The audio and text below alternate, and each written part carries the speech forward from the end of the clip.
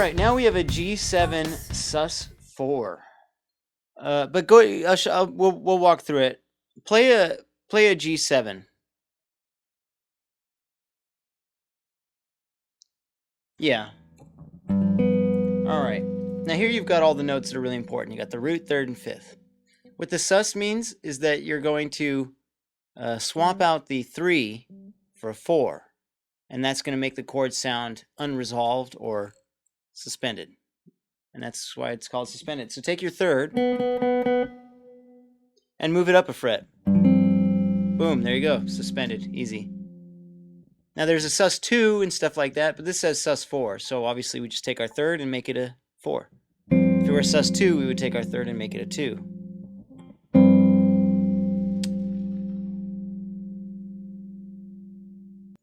The 3 is one of the most important notes. It tells you, whether it's major or minor, and the sus is the most kind of it sort of obscures the tonality of the chord, because deep within here we have a major or a minor chord, and we don't know which, and oftentimes they'll tell us which after they play it. For example, this progression goes A flat 7. I'll leave the flat 5 out for a minute. A flat 7 to G7 sharp, G7 sus. So we had this.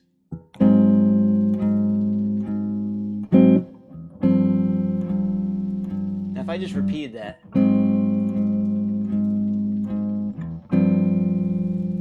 like, that doesn't sound like a place we can end.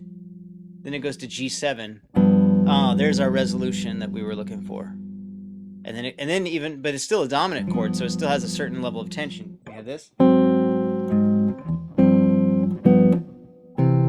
which is what the chord that follows is C.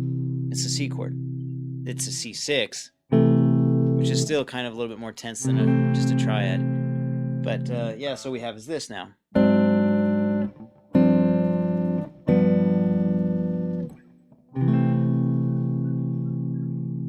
Cool. There's a lot of ways you could do it, but the most simple is the one where we have this. And you could do a C chord.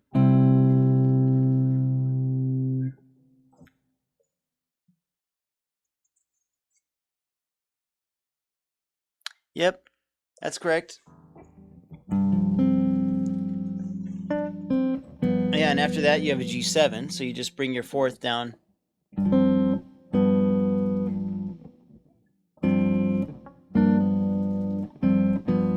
Down to the third, and then you've got a C6, which obviously means a C chord, so you could just play a C cowboy chord, or you could do a C bar chord, or you could do a C major 7, or a C major 9, or any of that stuff we talked about, C major 13. Cool. Do it down here where we were, the 3rd fret, 2nd fret, 4th fret. And now you just have to add the 13 like you've done with the dominant chord or the minor chord. There you go. Cool.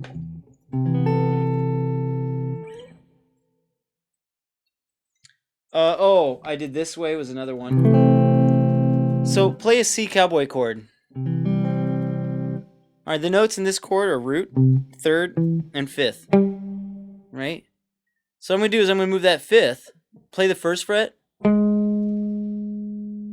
That's a sharp 5, so now we have an augmented. Move it up again to the 2nd fret. Well, that's our 6th. We went from the 5th to a sharp 5 to a 6. And so if you play your C cowboy chord and you add the 6th, which is the 2nd fret of the G string, to C6. That's really common in like old school. If you played an A minor and put your pinky on the C, and the C becomes your root, and that's with C6. But I think it's better to think of it as a C chord with a 6th, rather than, a C6 is like an A minor chord. It's true, but that's really sort of looking at everything in relation to other things And the first step is just to take it for granted of what it is. It's a C chord with a 6. I think it's probably the best way to start in terms of how you form your image of how to build the chord. So, yeah, that's all there is to it. Now we could just keep going. The rest of the tune is fairly similar. It looks like there's an F6 in there, some other stuff.